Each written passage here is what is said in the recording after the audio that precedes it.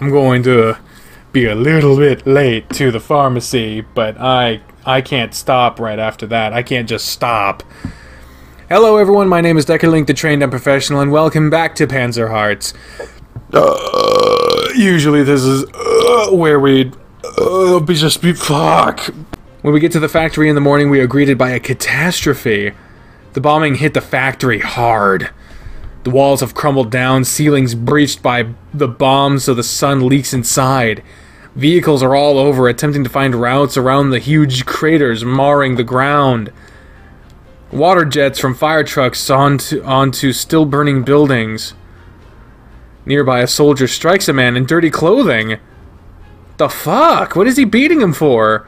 The man falls down and another soldier kicks him. He's not even trying to fight back. The soldiers are from the Protection Guard, the elite troops of the Empire, who serve as personal bodyguards to the Emperor. They're feared and respected across the Empire and all other lands.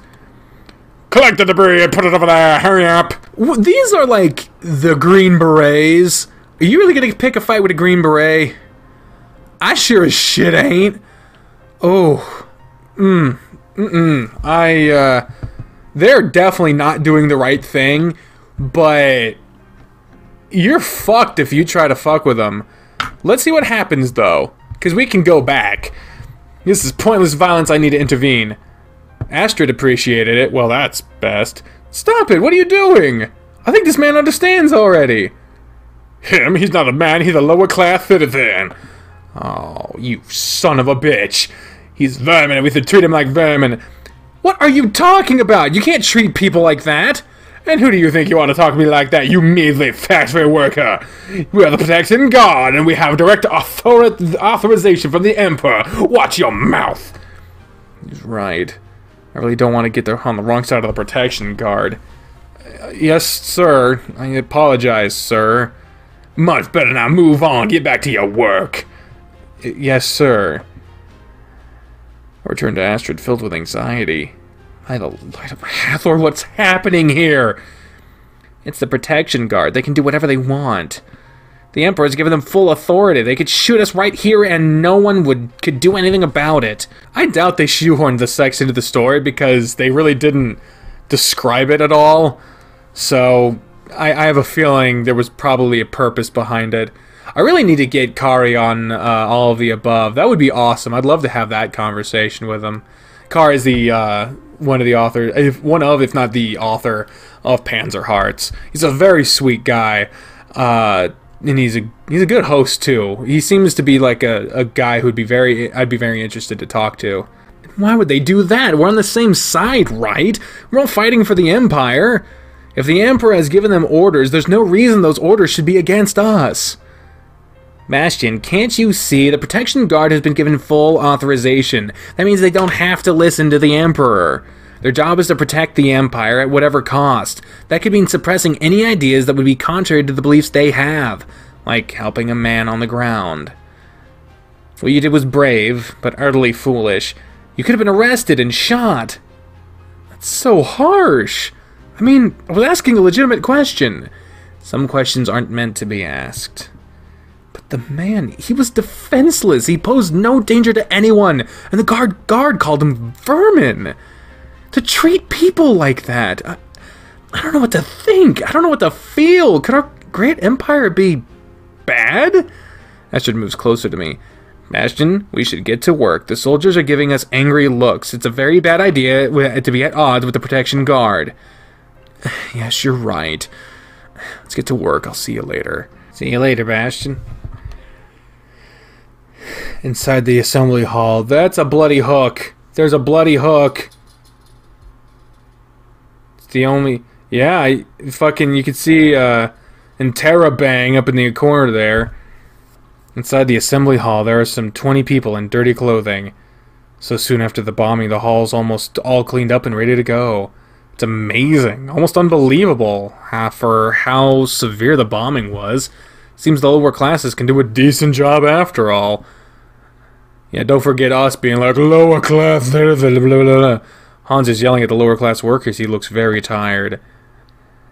Get the debris out of here! Faster! Do I look like I'm joking? Move your asses, you lazy bums!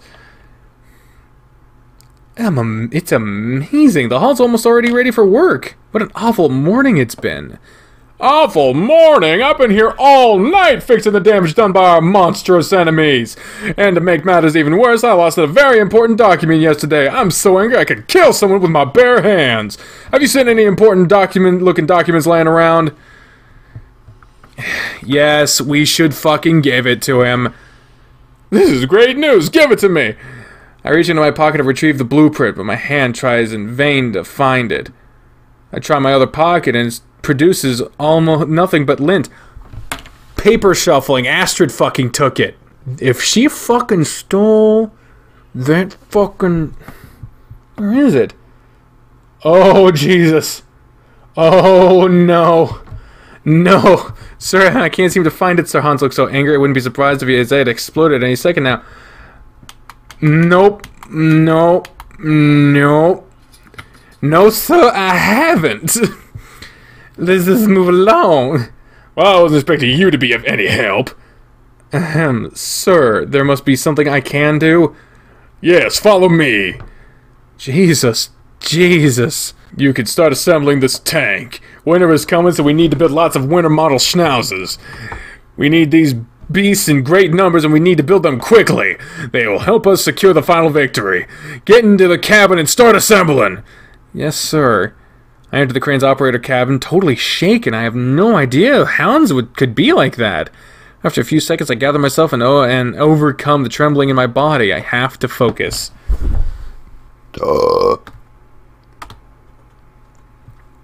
This looks like a fucking... one of those fake models, like the cheap ones, the practice models. But that's it. Yeah. Aha, very good. You put no time into unnecessary deliberation. Quick, decisive action is the way of our empire. Thank you, sir. My priorities lie solely in getting the work done. I will let nothing hinder my progress. We circle the winter schnauzer. She's just like the original, but with winter colors. Even though she's an older model, I have to admit I admire her sleek, beautiful lines. Yes, she's still a capable machine. You're to report to Colonel Ackerman. Dismissed. Jesus, again? As I leave the administrative residency, I glance back to see Hans yelling at the lower-class workers. I feel troubled. I know we're fighting for the right cause, but is the final victory really worth this? Can we treat people like this? Moreover, can I ask these questions? Who can I talk with? Who can I trust? Can I talk to Conter? Could I tell him my doubts? No, I can't do that. Conter trusts me. I won't let him down. He's helped me so much. I will keep proving my worthiness to him, and there'll be no problems. Mechanic reporting for a briefing with Colonel Ackerman. Yes, Bastion, go on in. Thank you, ma'am. Conter is staring at the painting of a dog, so absorbed he doesn't even notice my entrance. Mechanic reporting, sir? At ease, Bastion, at ease. Come and look at this with me. I join Conter, who doesn't even look at me.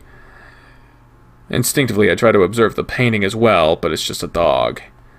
More and more time passes, and I start to feel uneasy. What do you see, Bastion? Painting of a dog, sir. What kind of dog is it? I'm not an expert, but I think it's a poodle, sir. Correct. How does the poodle make you feel? Well, I think poodles are small dogs people show to each other at fancy dog shows. Kind of like cute little objects to show off with. That could be how quite many people feel about poodles. What else do you see in the painting? He's got a stick in his mouth. He's standing on dirt. City's in the background. Yes. What do you think the painting is trying to say? The city could symbolize the urban environment. Maybe that means the poodle can live in the city as well as the countryside. The dog standing on dirt, which resembles a rural area. I guess the painting is trying to say the poodle's versatile and adaptive in that sense. Very good, Bastion. Is there anything else you see? No, not really. It's quite dark and blurry otherwise. Isn't that something too? Doesn't darkness mean anything to you? Oh, yes, darkness is definitely meaningful Darkness is the opposite of light. Darkness means you can't see, but doesn't mean there isn't anything there. Oh my god. Quite the contrary, actually. There could be anything in the darkness. There's a barely visible city skyline in the painting to the right, but we can be certain that there are many things happening in the city, as cities are busy places.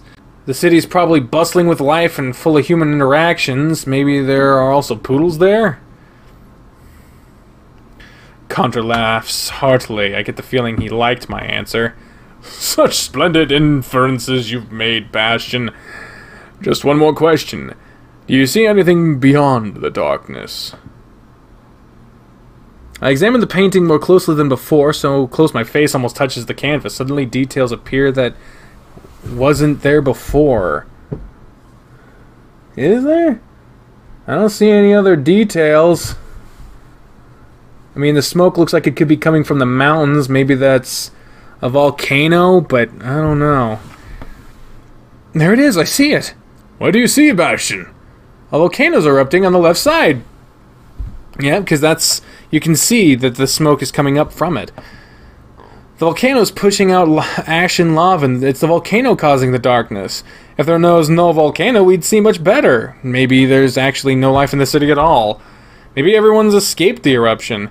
You have a good eye for detail, Bastion. It is indeed the volcano destroying the beauty of the scenery there. Here, the darkness itself isn't causing any harm, but it makes it more difficult for us to see the truth. We had to look at this painting many times before we realized that was actually happening. What do you think about the painting now? It's overwhelming. There's so much hidden in it, I didn't see it at first glance. I thought it was just a nice picture of a poodle. Now it's something completely different. What about the poodle? How do you feel about him now? Well, to be honest, I look at him quite differently now, too. He seems quite brave to be standing there when there's something awful like this is happening. Look at this fucking poodle. He doesn't look brave, he looks stupid. It looks like someone abandoned him. He's holding a stick in his mouth as if he just fetched it and now is bringing it back to his master. The poodle isn't afraid, even though the whole city has been deserted. You are absolutely right, Bastion. The poodle's brave. It's a common misconception that poodles are just cute little dogs. They were originally hunting dogs. They're excellent in tracking prey and bringing it back to their masters after the kill. They're loyal and fearless. Never judge a book by its cover, it seems. Exactly, Bastion. Our great empire loves dogs, and we have shown time and time again how valuable they are both as our faithful companions and as symbols. The poodle is a great example. It looks harmless, but it's powerful when used in the right manner by its master. Yes, a dog is alone and... Yes, a dog is alone and helpless without its master. Dog needs a master to give him orders, otherwise he won't know what to do. That's true. The same goes for our society. To serve the Empire, we need to be able to take orders and follow them diligently, just like the poodle does. As we can see in the painting, the poodle is the only one surviving this horrible thing while the erupting volcano. That's because he's safe with his master. This is truly a magnificent painting. Yes, it is. It's from a private collection of the Emperor himself, and painted by one of the great masters of the Empire. You see now that things are not always as they seem at first glance. Sometimes you have to look again to understand. Remember that, Bastion. Yes, sir, I will remember that. You're dismissed, Bastion. Yes, sir. I perform the salute to Contra and head out. Yet again, just as I'm about to leave, Contra stops me. And Bastion, one more thing. Great work with the tank today. I have promoted you to Precision Assembler. Congratulations. Thank you, sir. That's amazing. Bastion, remember to keep your composure. This is still an official meeting. I try my best, but I can't hide the grin that spreads across my face. Oh yes, I'll remember that, sir. Tomorrow you will take on the biggest and hardest task you've done so far. You'll participate in assembling a new secret weapon that'll blow our enemies to dust. Tomorrow you'll see the true nature of the poodle. The poodle. Report to Assembly Hall A1 tomorrow morning for the assembly of the poodle tank. Dismissed. Yes, sir. The secret weapon, the poodle tank. I'm going to be assembling her. What a huge honor. It shows exactly how much Contra trusts me. This is perfect. And yet, even though I'm perfectly happy with this, I can't shake the memory of that man in the dirty shirt. It said the lower classes have no ba, so they can't live on in the afterlife. That means they don't need anything in this life either, as they can't take anything with them anyway. That's fucked up. But shouldn't they be treated well? But shouldn't they still be treated well? Never. Does she not have ba either? Can't she take anything with her to the afterlife? But isn't it weird that Contra has a lower class person as his daughter? Why didn't I think about this earlier? I admire Contra so much, but he's hiding a lower class person in his house. I think it must be illegal. Oh shit. Suddenly the loudspeakers in the factory start blasting the Imperial March. That means there's an official broadcast about to take place. I run to the assembly hall so I can listen to it with the other workers. Everyone has stopped what they're doing and gathered to listen. Dear comrades, it's the Minister of Public Enlightenment. I stand here as representative of the Empire and of the entire people of the Empire to bid farewell to the dead of Thabor, victims in the ruins left by Brestian air terror. I bow with pride and sorrow to the civilian dead who paid for their loyalty to the Empire with their lives. Their sacrifice will not be forgotten by Anubis when they reach the afterlife. I stand amidst you, my Theban fellow citizens, to say that you are not fighting alone at some lost position. The entire people of the Empire is with you, and surrounds you with love and loyalty. With proud admiration, our nation watches the tough endurance of you in the face of this pitiful air terror. The enemy may have left parts of the city in soot and ashes, but they can never break the human ebb. New life will spring from the ruins around us. We're gonna keep that take? Really? This is... oh shit, that's live? Damn it. That which has been destroyed will be... Jesus. That which has been destroyed will be rebuilt, and now we must do something... do everything possible to enable life to go on. All the damage cannot be repaired. We cannot bring the dead back to life. That is the job of Anubis. The dead have fallen on the field of honor while fighting for Empire's freedom and greatness, just as the soldiers on the front.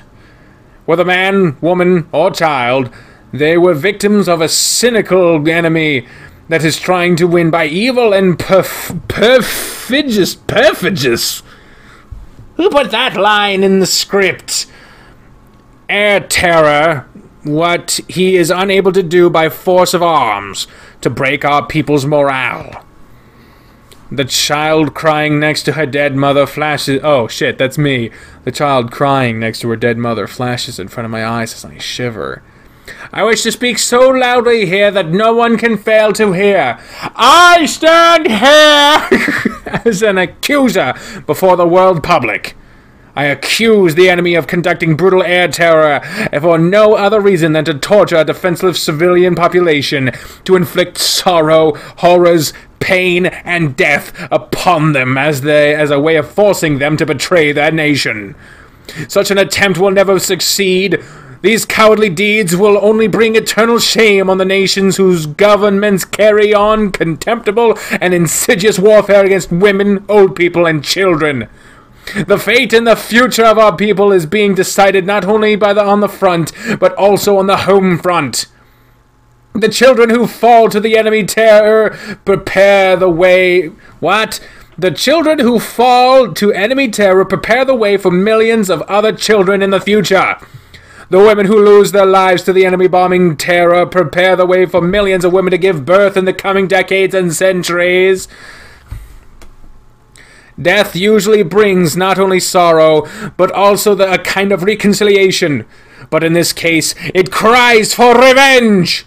The dead whose memories we honor today are the victims of the enemy's cold, calculating cynicism. The cynicism will end only when it is beaten down by painful, repeated counterblows. He will have to pay the bill one day. Countless engineers, workers, and builders are at work to speed that day. That day is not far away, as we are already closing in on the Kolendov capital, and we expect an imminent collapse of their power. When the happy day of final victory rings out across the Empire, which we will all not only long for, but are doing all we can to bring about, we will remember this moment. The war has put us in the front ranks of the fighting home front. It has shown us its dreadful face.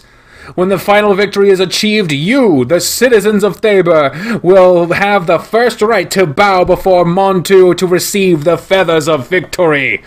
Long live the Empire! Long live the Emperor! Let Anubis guide our way!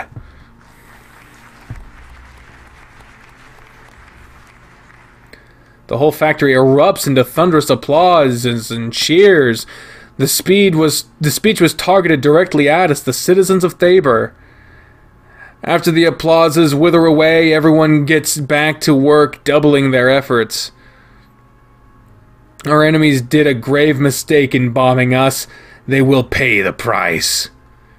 By the light of Hathor, I forgot to ask Gontor how they faced the bombing last night. I hope Nefer's okay. Daddy, you're home. I missed you so much. Oh, my dear little sparrow, how are you doing, my darling? Oh, Daddy, I've been so busy. I decorated the living room with textiles from the south. They came today. They're so beautiful, and the fabric is so soft and thin. You have to come and see. Okay. Let me put my jacket away first. Daddy, come and see. You have to come and see. Okay, I'm coming. Look at the beautiful flowers I got. They're from another admirer. The delivery boy didn't know the name. He only knew he was a tall gentleman. Maybe he saw me in the Great Love. Could be, my rose. I don't think there's a single man on this planet who could resist falling in love with you, my dear child. You're a man, too. You're getting really Donald Trump creepy about your daughter, and I'm not liking it. You are beautiful, intelligent, and from a good family. You have a bright future ahead of you. Just remember to choose your companion wisely. Oh, Daddy, I'm so happy I'm with you. Now look, I started covering those old chairs with a new fabric. Aren't they beautiful? Yes, they are beautiful. I love the color of the fabric. Blue is a symbol of life and rebirth. It suits us well. It's not blue, it's azure. You're such a fool when it comes to decoration. You should be happy you have me here to fix this place up while you're playing with your weapons. I am very happy about that. I don't have much time for home decoration. You're invaluable to me, darling. Yes, I am, Daddy. Now come and see. Yep. I had a feeling this is what would happen. This is during the bombing. What's that sound, Daddy? That's the air raid siren. We need to get to the bomb shelter immediately. Daddy, are they bombing us? This isn't supposed to happen. What's going on? Calm down. There's plenty of time to figure out what's going on later. Right now, you need to get to safety. Let's go. I need to get my audition dresses. I can't leave them. No, we are going now. That is an order. You can't order me around like that. I'm your daughter, not some factory worker. We are going now. Daddy, I hate you. I hate you. I'm not going until I have my stuff. Never. Now is not the... They're bombing us. We're gonna die. These bombs are getting closer. We need to get to the shelter. I'm sorry, Daddy. I'm so sorry. It's okay. Now let's just go now. I head outside on break to get a breath of fresh air. But here the air is not fresh. The sun's barely touched my skin when I'm hit with the same scene I've been trying to avoid. The craters, the burning buildings, the protection guard, the lower classes. There's no escape. I need to get out of here. My body carries me automatically to the bike, so automatically I barely see where I'm going. I collide into someone and stumble to the earth. A whoop of laughter goes up from protection guard soldiers nearby. Watch where you're going.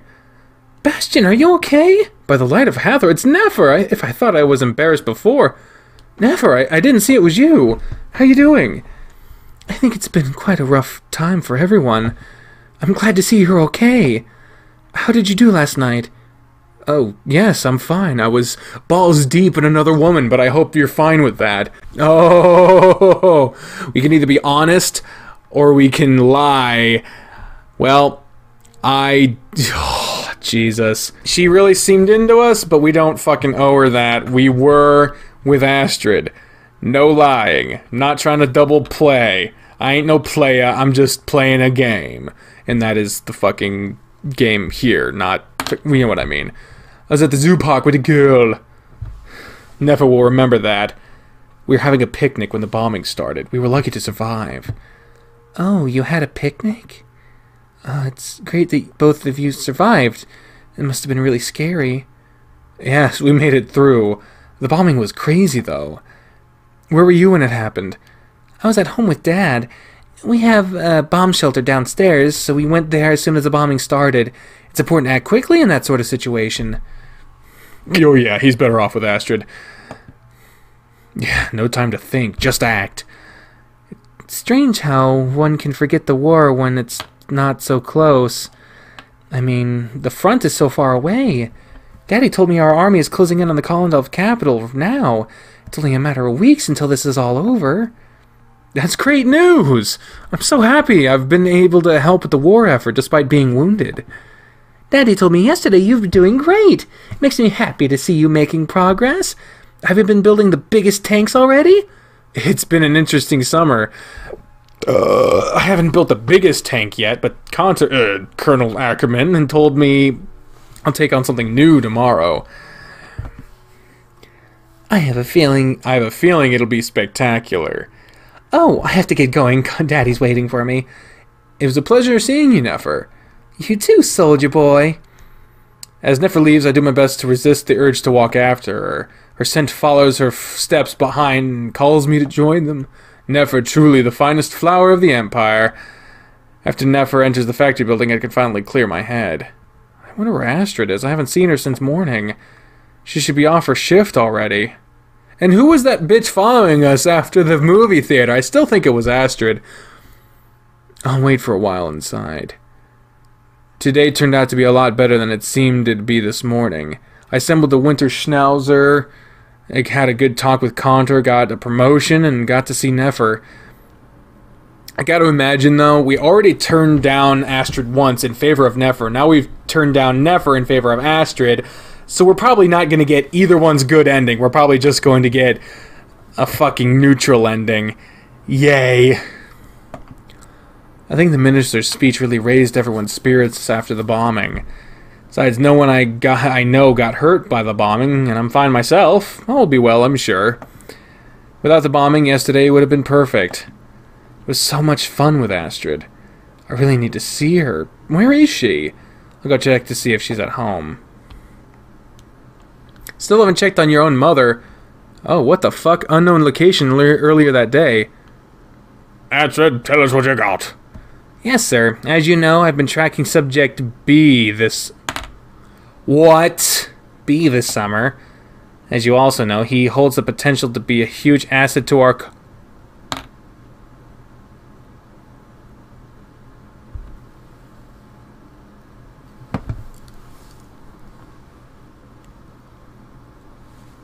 Is she with a rebel group? Because of his importance, I proceeded with the utmost care. I've made a breakthrough. Last night after the bombing, Subject B came to my apartment. While he was sleeping, I found an invaluable piece of intel in his possession. Unfortunately, it proves our darkest fears are true. It's a blueprint of a new tank, a kind I've never seen before. It must be the Poodle. Thank you, Astrid, for your great work. As Astrid said, we face a grave danger. We need to act fast. As Astrid said, you're talking to me, sir. Yes, Astrid. We're talking about what Astrid said. What the fuck are you talking about? The mission must be accomplished at any cost. That motherfucker is a double-crossing hoe.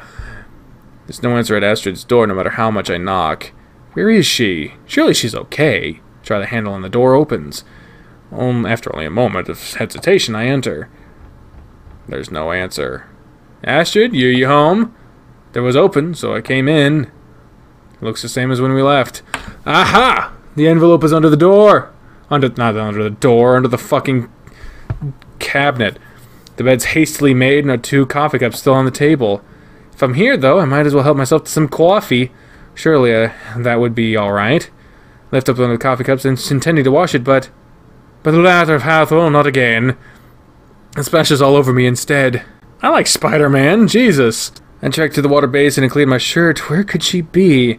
As I wipe my hands dry, something jumps out at me from the cupboard underneath the table. A piece of paper is jutting out. Wait a second, that looks familiar. Grab the piece of paper slipping out from behind the cupboard door with ease. Well, what? There's the thing. Project Poodle. The blueprint? Why is it here? Bastion, what are you doing here? Seems Astrid can sneak up on me even in a messing apartment because she's a fucking spy! Astrid, why is the tank blueprint here? I found it yesterday in the factory. Why is it in your cupboard? Bastion, I need to tell you something. You might want to sit down for this. No, I don't want to sit down. Tell me why this is here. Okay, I'll tell you. I knew this moment would come, and I knew it wasn't going to be easy. Might be a little uncomfortable for you, but I'll try to tell you this as truthfully and honestly as I can. Stop talking to me like I'm a stranger. Come on, I know you, Astrid. Unfortunately, you don't. We're gonna find out what the fuck she means by that in the next episode. I really have to go get my pills from the pharmacy before it closes, so that is going to be the end of this episode and this stream. Oh, I could not have picked a better fucking cliffhanger. I know it's not the end of a day like we usually do, but I gotta do what I gotta do. So, thank you all very much for watching, and until next time, ladies and gentlemen, I've been the trained up professional speaker with the voices in my head when I say, fare thee well. Bye, everyone.